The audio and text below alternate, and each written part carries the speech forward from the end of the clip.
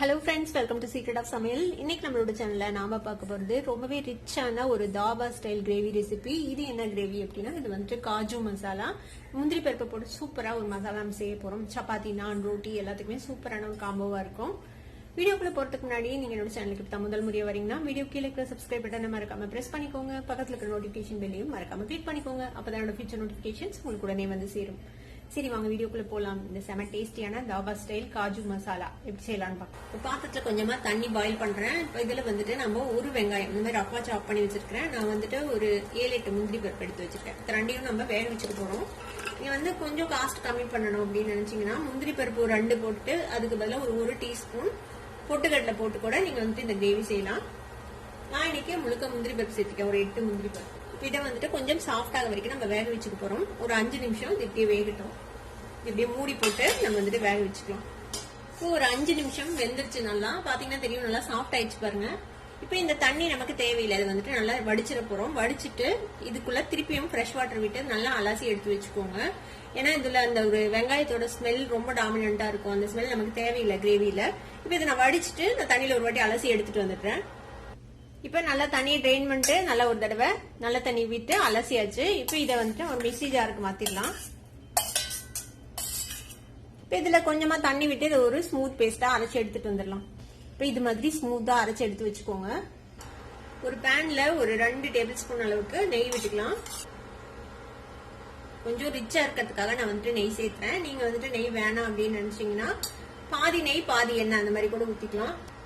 இதுல ஒரு 50-75 கிராம் அளவுக்கு நீங்க முந்திரி பருப்பு எடுத்துக்கலாம். இந்த முந்திரி பருப்பை நம்ம வந்துட்டு வறுத்துக்க போறோம். இந்த முந்திரி பருப்பை வந்துட்டு மீடியம் ஃபிளேம்ல வச்சு நல்ல கோல்டன் கலர் வர வரைக்கும் நம்ம வறுத்து எடுத்துக்கலாம். இப்போ முந்திரி நல்ல பொன்னிறமா வறுபட்டுருச்சு. இப்போ இந்த முந்திரியை நம்ம தனியா எடுத்து வச்சிடலாம். இந்த நெய்யை விட்டுருங்க, முந்திரி மட்டும் நம்ம ட்ரைன் பண்ணி எடுத்து தனியா வச்சுக்கலாம். இப்ப அதே நெய்ல கொஞ்சமா சீரகம், ஒரு 1/4 டீஸ்பூன் சீரகம், ஒரு பட்டை, 2 ஏலக்காய், பிரிஞ்சி இலை கொஞ்சம் சேர்த்திக்கலாம். சீரகம் பொரிஞ்சதும் நம்ம வந்துட்டு ஒரு 4-5 பல் பூண்டு இந்த மாதிரி ஃபைனா சாப் பண்ணி வச்சிருக்கேன். அதே மாதிரி ஒரே ஒரு பச்சை மிளகாய், அதையும் இந்த மாதிரி பொடியா நறுக்கி வச்சிருக்கேன். அந்த பூண்டு பச்சை மிளகாய் 2ஐயும் சேர்த்திடுங்க. பூண்டு மிளகாய் 2ம் லேசா வதங்கிச்சு. இப்போ வந்துட்டு ஒரு வெங்காயத்தை இந்த மாதிரி நல்லா ஃபைனா சாப் பண்ணி வச்சிருக்கேன். அந்த வெங்காயத்தை சேர்த்திக்கலாம். வெங்காயத்தையும் நல்லா வதக்கி வச்சுக்கலாம். வெங்காயமும் லேசா வதங்கிடுச்சு. இப்ப இதுல வந்துட்டு ஒரு டீஸ்பூன் அளவுக்கு இஞ்சி பூண்டு விழுது சேர்த்திக்கலாம். இதையும் இந்த நெய்யிலேயே நல்லா வதக்கி வச்சுருங்க. இப்போ இஞ்சி பூண்டு விழுது ஒரு நிமிஷம் நல்லா வதங்கிடுச்சு நெய்ல. இப்போ நம்ம வந்து மசாலா பொடி எல்லாம் சேர்த்திடலாம். 2 டீஸ்பூன் அளவுக்கு மல்லித்தூள், 1 teaspoon Kashmir chilli powder, 1/2 teaspoon வந்துட்டு சீரகத்தூள், ஒரு 1/4 டீஸ்பூன் மஞ்சள் பொடி எடுத்து வச்சிருக்கேன். அது எல்லாத்தையும் சேர்த்திடலாம். இதையும் இந்த நெய்ல லேசா வதக்கி விடுங்க. இது பேர்ன் ஆகாம இருக்கிறதுக்காக கொஞ்சமா தண்ணி சேர்த்துக்கலாம். 1/4 கப் தண்ணி. இந்த மசாலா எல்லாம் கொஞ்சம் பச்சை வாசனை போகட்டும், அது வரைக்கும் வதக்கி விட்டுக்கலாம். இப்ப இந்த மசாலாவும் நல்லா வதங்கிடுச்சு. ஒரு 2-3 நிமிஷம் நல்லா வதக்கிருக்கோம். பச்சை வாசனை போயிடுச்சு. இப்போ வந்துட்டு ஒரு பெரிய தக்காளியை இந்த மாதிரி ஃபைனா சாப் பண்ணி வச்சிருக்கேன். தக்காளி சேர்த்துக்கலாம். இந்த தக்காளி கூடவே கிரேவிக்கு தேவையான அளவுக்கு உப்பு சேர்த்திக்கோங்க. இந்த தக்காளியும் இந்த மசாலாவோட சேர்ந்து நல்லா மேஷ் ஆகி குக் ஆகணும். அது வரைக்கும் நம்ம வந்துட்டு வதக்கிட்டு போறோம். இந்த தக்காளி வதங்கட்டும். நம்ம அது வரைக்கும் மூடி வச்சு வேக வைக்கலாம். இடையில கிளறி விடுங்க. இப்போ ஒரு 5 நிமிஷம் நல்லா வதங்கி இருக்குது. நம்ம தக்காளி போட்டதுக்கு அப்புறம் பாத்தீங்கன்னா தெரியும், நல்லா அந்த நெய் பிரிஞ்சு தக்காளி நல்லா வெந்துருச்சு.